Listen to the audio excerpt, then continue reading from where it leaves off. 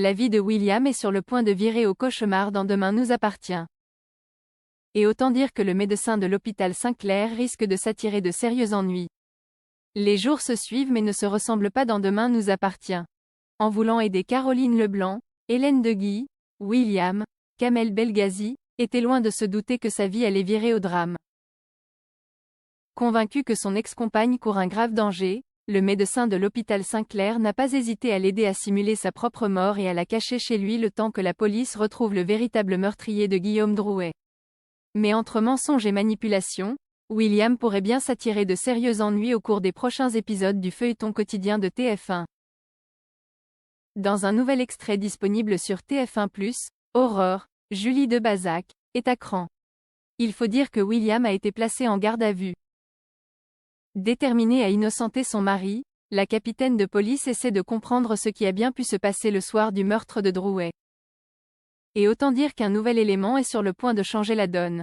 En effet, Sarah, Camille Génaud et Aurore reçoivent le dossier de témoignage sur le homejacking de Blanqui. Contrairement à ce que la police avait supposé, le témoin anonyme n'était pas Caroline Leblanc mais Albert Sauret. Ce dernier a même joué un rôle crucial dans l'inculpation de Blanqui. Aurore comprend alors que Caroline s'est servie de l'affaire Blanqui pour manipuler William. Il risque 20 ans de tôle pour complicité de meurtre, murmure Aurore, dépitée. La réponse est bien évidemment oui. En effet, Caroline souffre de troubles cyclotimiques et de bipolarité. Elle a même été internée 3 mois en hôpital psychiatrique en 2011 pour des comportements agressifs. Si cela ne suffit pas pour en faire la coupable, ses empreintes ont été retrouvées sur l'arme du crime. En effet, l'agrafeuse qui a servi à tuer Guillaume Drouet a été achetée dans une papeterie à 18h12 le jour du meurtre. Or, la mort de Caroline Leblanc a été déclarée à 18h et ses empreintes sont partout sur l'arme du crime.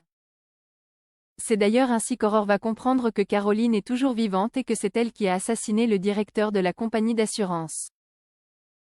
William étant désormais en garde à vue, la police réussira-t-elle à retrouver Caroline Leblanc avant qu'il ne soit trop tard? Réponse prochainement dans Demain nous appartient.